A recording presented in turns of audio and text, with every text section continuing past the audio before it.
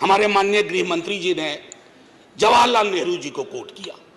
एक पल को मुझको लगा कि इस शांतिवन में अस्थियां कसमसा गई होंगी। ये हुआ क्या? ये हुआ क्या? फिर अंबेडकर साहब को भी कोट किया, राजा जी को कोट किया, उन्होंने कन्हैयालाल मानिकलाल मुंशी को कोट नहीं किया, एचवी कामत को कोट नहीं किया, जो शायद ज्यादा उनके पक्ष में तर्क आ जाता। सर, विश्वविद्यालय में मैं पढ़ाता हूं तो पीएचडी के स्टूडेंट्स को साइटेशन हम लोग सिखाते हैं, जिसको कहते हैं एथिकल साइटेशन। एथिकल साइटेशन में यह नहीं होता है कि सेमी कोलोन के बाद का ले लिया और शुरू वाला छोड़ दिया।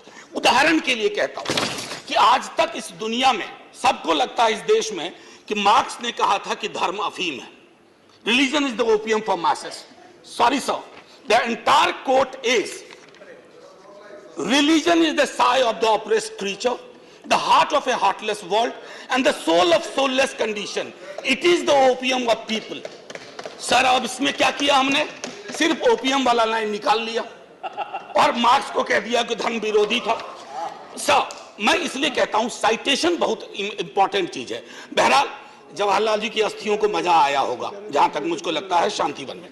सर, ये मूलतः मैं इसलिए नहीं कहता कि मैं बीजेपी के कार्यप्रणाली का विरोधी हूं सर, वो एक पॉलिटिकल रियलिटी है, हम भी एक पॉलिटिकल रियलिटी हैं।